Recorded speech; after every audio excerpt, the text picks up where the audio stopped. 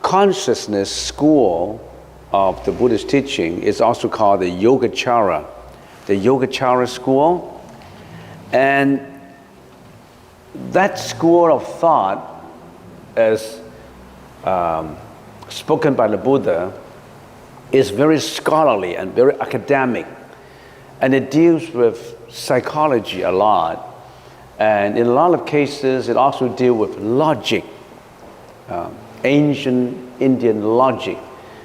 The Indian philosophy has a lot of logic in it, and that originated more than 3,000 years ago, before the Western civilization advocated logic, symbolic logic, and ordinary, regular logic, and so on and so forth.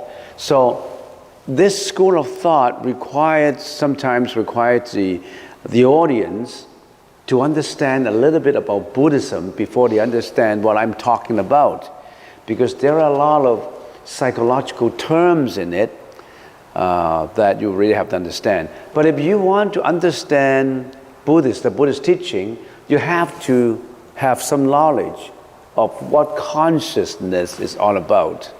If you call Buddhism a religion, this religion is not about faith to God. This religion is about studying your consciousness, your mind, in relationship to your environments, in the relationship to each other, and in relationship to society, internationally and nationally. In other words, relationships and analysis of consciousness. And in order to understand consciousness, in order to understand the Buddhist teaching, we have to know what is cosmic existence. So these are sentient beings, but what's the meaning of sentient beings? Let's directly get into what is the meaning of sentient beings. Now, we analyze the whole world, the whole existence is sentient beings and non-sentient beings. 有情众生, 无情众生. So sentient beings are beings with consciousness. You have consciousness, I have consciousness, a dog, a cat, a rat, all animals have consciousness. And each sentient being is composed of the 5 aggregates, the skandhas: matter, sensation, perception, mental formations, and consciousness. So these are the 5 aggregates we're talking about, the body and mind. So what are these? What do you mean by matter, sensation, perception, mental formations, and consciousness? We'll get deeper into it later.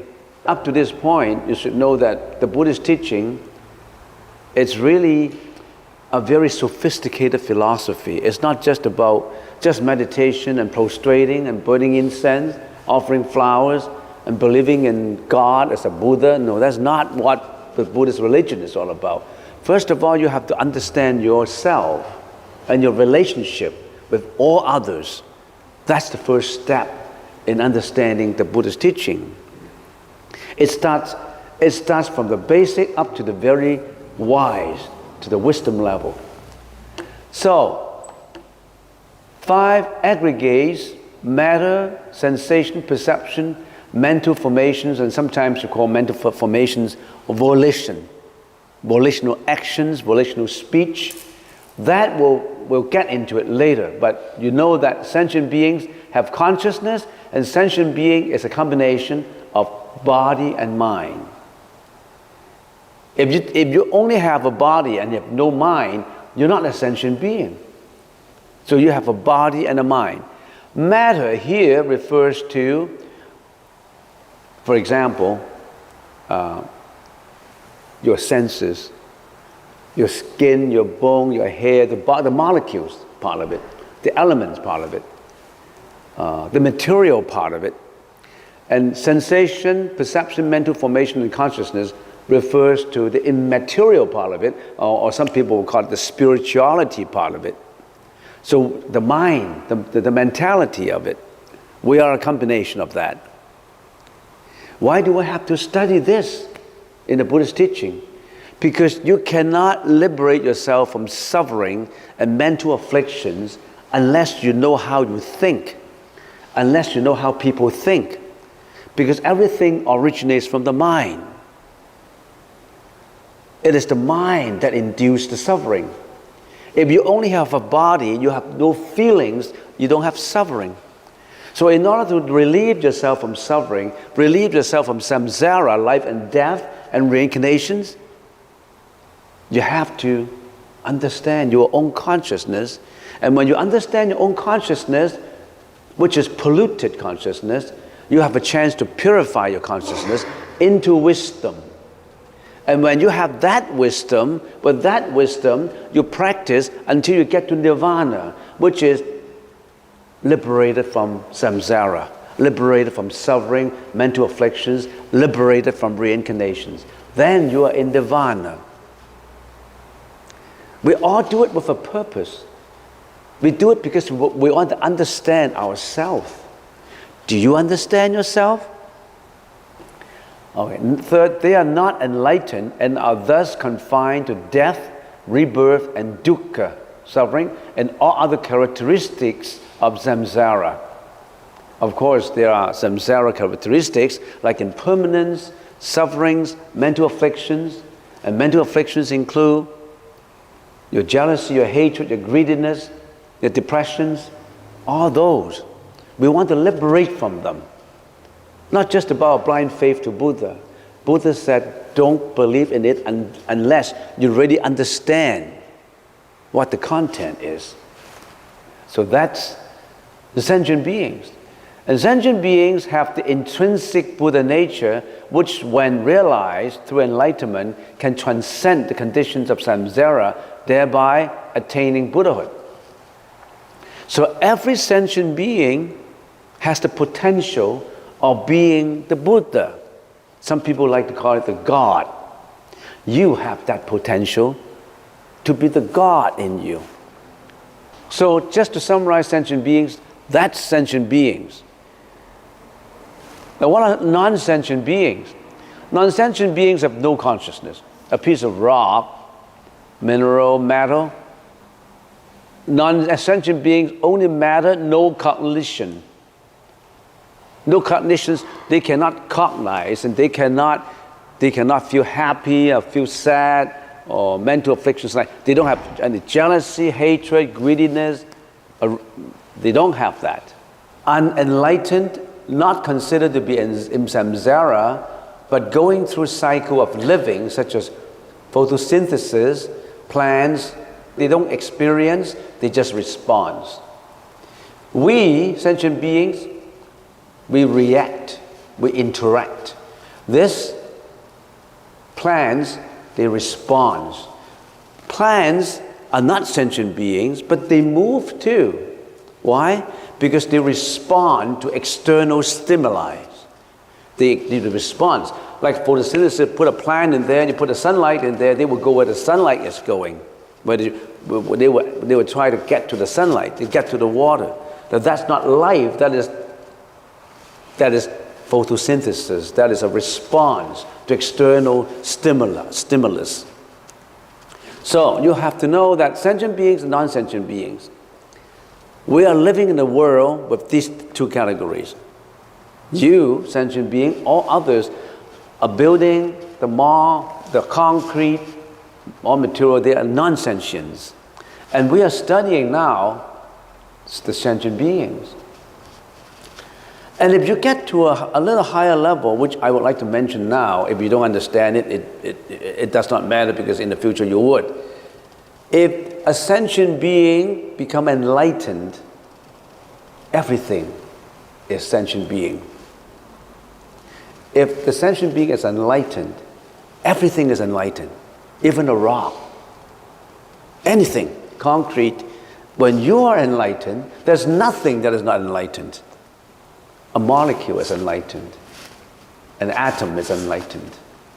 A river is enlightened. When you are enlightened, you look at the river is enlightened. The air is enlightened. Nothing is not enlightened when you come to that level. But right now, let's study just sentient beings. So we sentient beings have 10 realms. The 6 worldlings are those that are not enlightened, and the 4 are enlightened. In my previous slide, I said sentient beings are not enlightened, but there are sentient beings who are enlightened already. These are the 4 sages who are enlightened. The Pratyeka Buddha, the Stravakas, the Bodhisattva, and the Buddha. Now these are the stages of enlightenment.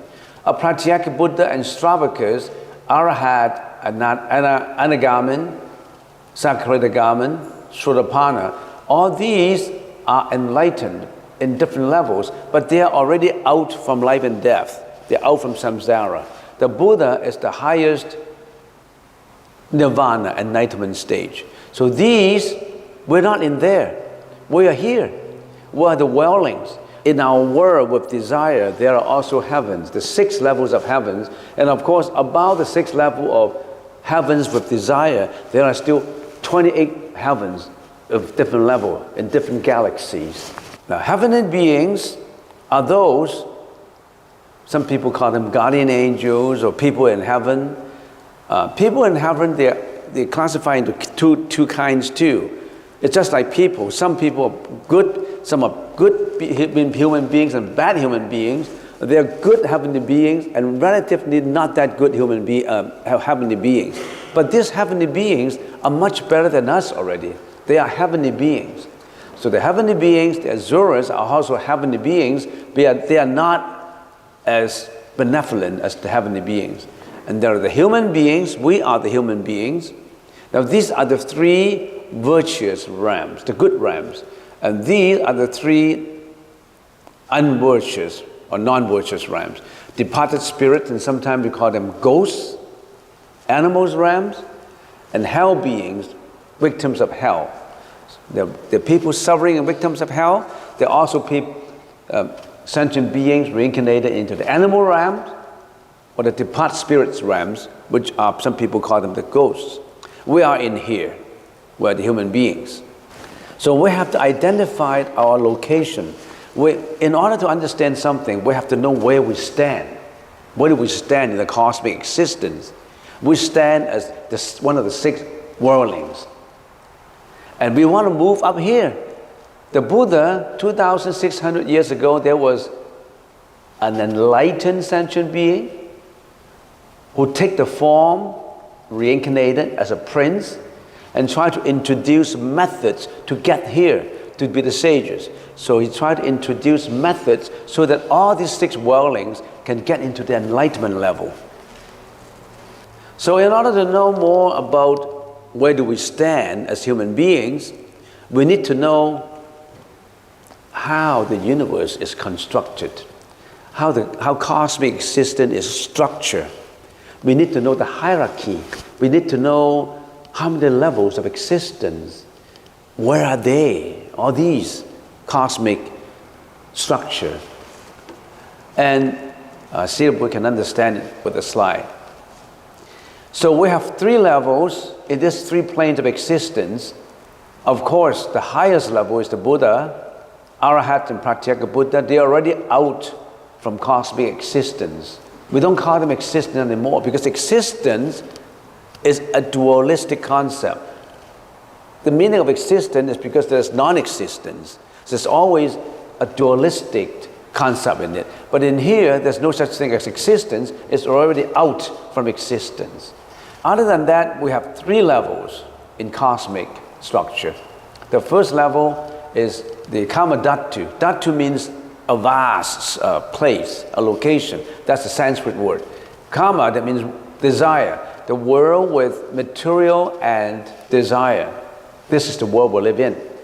Material, all those materials that we have, including sound, smell, and all that. And desire, every sentient being has desire. They are in 6 levels, as we just mentioned. We have the Devas, or the heavenly angels. Asuras, they are heavenly beings, but they are not as high as the Devas. Humans, animals, ghosts, and hell.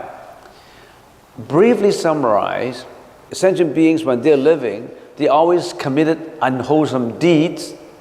Then their own karma would bring them into the next reincarnation, which is in the form of animal or ghost or hell. So in other words, where you go to after you die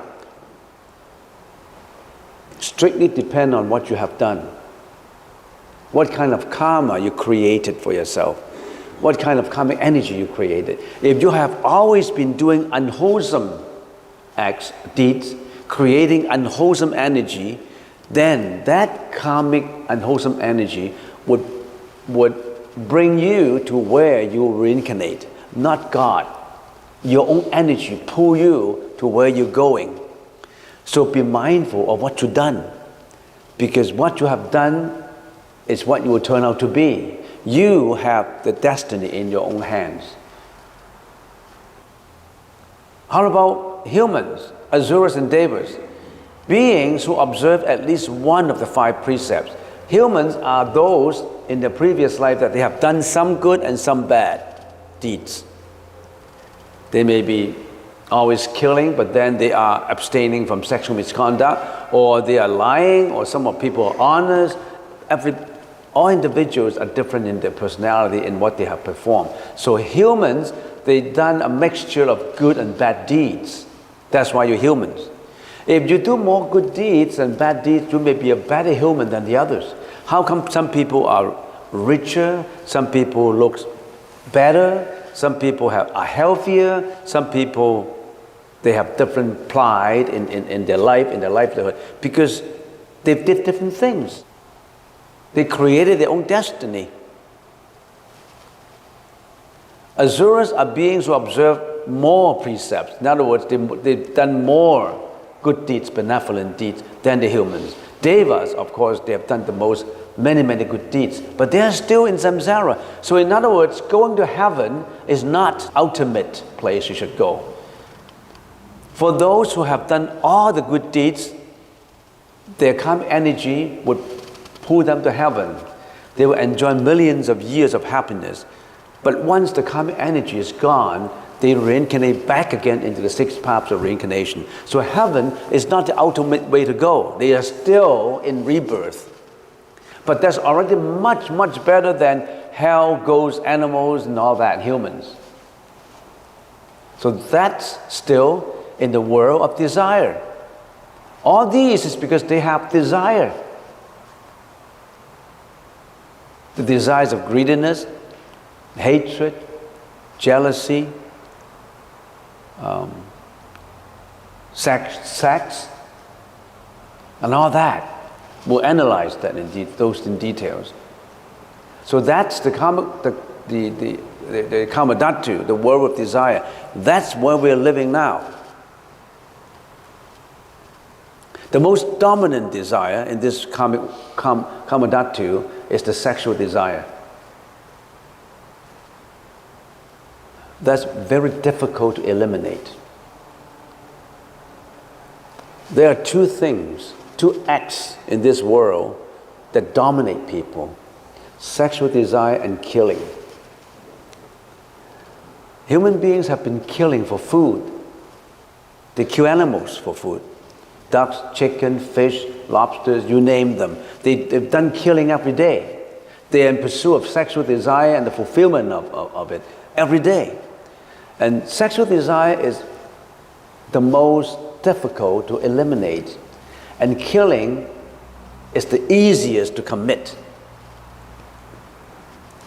That's why we're always in samsara.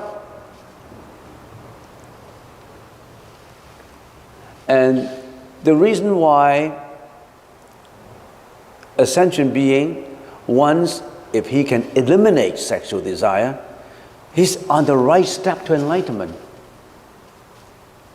But most people think sexual desire is a normal behavior.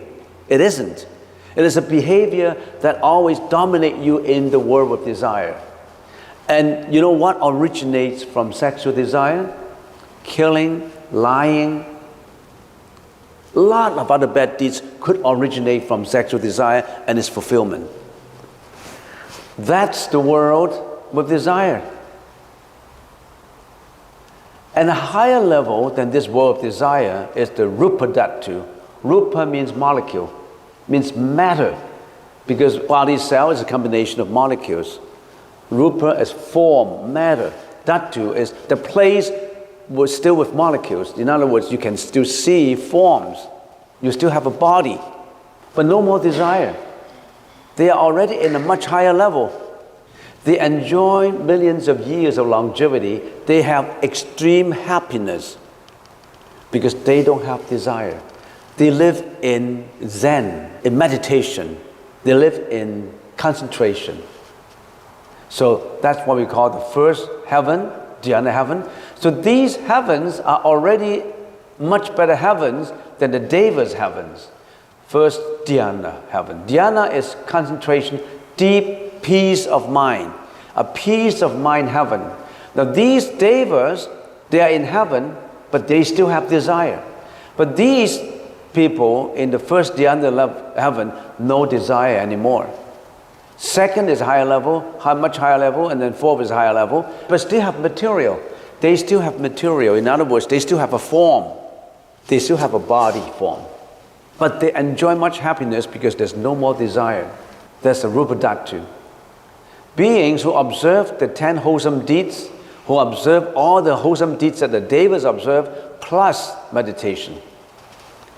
So if you have done all the good deeds plus meditation, you are at a much higher level. You are here, first, third, second, third, and fourth. You only perform good deeds, you are in here, which is a lower level. Because these Devas, they lack concentration, they lack meditation. So this is the world with material. People living in this world, which is world of desire, whereas they don't have any desire, they already have a saint. In other words, they already march the saintly path. You know what those people are? Who are they? They are the monks. They are the nuns. They eliminated their desire, the sexual desire, and they pursue the holy path. Not until you eliminate your desire can you get out from the desire realm. That's why we have bhikshus and bhikshunis. We have the monks and nuns who have determined that they want to get out from the world of suffering, get out from samsara. Okay, higher level is arupa dhatu, which is the world without material, only consciousness, not even the molecules left. We suffer because we have a body. When we do not have a body, we don't suffer. Do you come to realize that concept? If you don't have a body, how can you become sick? If you don't have a body, how would you go through all these operations of your internal organ, of your skin, of your skull, of your bone? If you don't have a body, you're free. But you cannot get out from your body. You are karmically tied to your body. You cannot get out. You cannot get out from that jail, from that prison. That prison locks you in by your own karmic energy. Break it. Break the prison wall and liberate yourself out. That's what the Buddha is talking about. Break it until there's no more material left, no more prison wall left. First of all, no more desires, because desires get you into trouble. Then, get out from the prison, break the jail wall, and then you only have consciousness left. That consciousness is not ordinary consciousness. That is purified consciousness. Only consciousness. Then you are the enlightened sentient being with the purified consciousness, getting out from samsara, getting out from rebirth, sufferings, mental afflictions. So do you want to get out from all these? Do you want to get out from desires, get out from form with the purest consciousness, becoming the Arhat and the Buddha? You are just that. And there are already many sentient beings in this level. There are already millions of Buddha, millions of Arhats and Bodhisattvas over the million years, immeasurable number of years. There are just occasionally the Buddha who came to reincarnate in this world and tell us what you should do. Our historical Buddha was Sakyamuni Buddha, who was born, take the form of a prince, and told you how to get out from there. The next coming future Buddha, Maitreya Buddha, the Buddha with the big belly, the happy Buddha, he's going to be the next in the future Buddha. There are always some saints coming back to save people. It's just like there are some priests or monks who always go to jail and tell the prisoners what they should do to get out from there. Because they also experience their life in jail. They don't want their comrades to suffer. They always go back to tell them, get out from prison. There are occasionally Buddhas like that. And the world is not just of this world. There are millions of Buddhas who go to different worlds. There are millions and millions of monks and priests who go to all different prisons and tell them, be better and get out. Free yourself from there. You still have a chance. You still have a chance to get out. Why are you satisfied with your own prison? Are you happy? Prisoners who have all their life in there, they don't know what is happiness. They thought that getting some good food is happiness. It's just like when a worm is getting into the soil, enjoying the nutrients of the soil is the most happiest moment. But then to the dragon who fly in the sky, getting to the sky and is much better happiness than absorbing the nutrients in the soil. When you're a frog in the bottom of a well, you don't know what sky is all about. You only see that circle and you thought that circle is the sky. Until somebody told a frog, hey, froggy, do you know that that's not the only sky? There's only a circle, a minute little portion of that sky. The sky is immeasurable. The frog doesn't believe it because he has been confined to that well. And what do we do next? We'll have all these various different questions that we'd like to address. What and who is this so-called sentient being? Who am I? Where do I come from?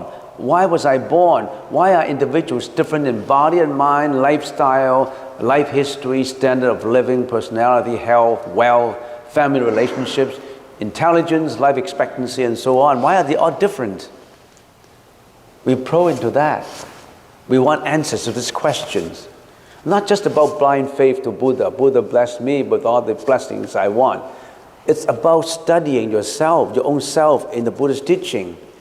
And when in the process of studying it, you open up your wisdom, your insight. So we said we are a sentient being with body and mind. And what is this body? The body will have the sensory organs, eyes, ears, nose, tongue. And then we have the body, which includes the hair, the bodily hair, nails, teeth, skin, all these 37 different organs of the body. So you are this body. And then with the mind, your perception, your conception, your mental formation, and your consciousness. Why do we bring this out? Because the Buddhist teaching studies sentient being in detail. We want to know form. We want to know what, in the world of desire, the dominant misconception that we have in our mind is we think that life is beautiful. Body is beautiful. Body is sexy.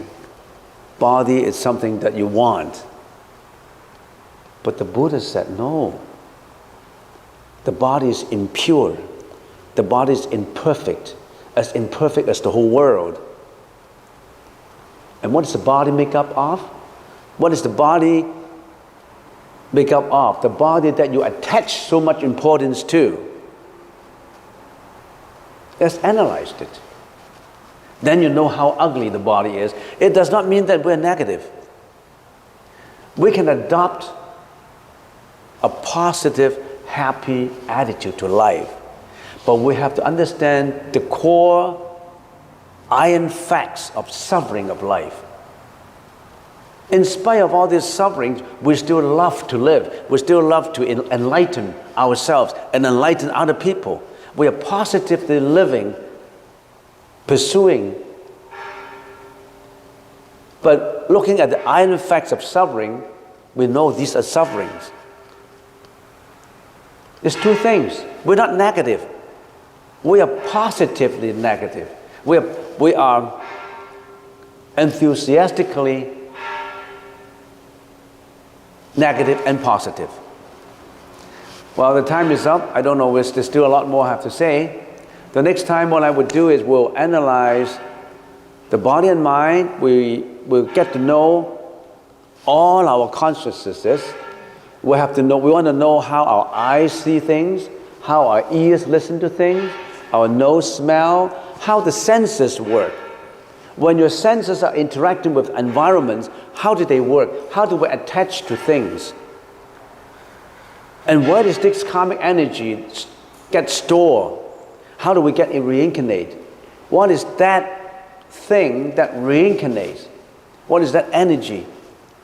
How do we purify the energy? How do we understand life more? How do we make ourselves happy and make all our fellows happy? How do we enjoy life in spite of sufferings?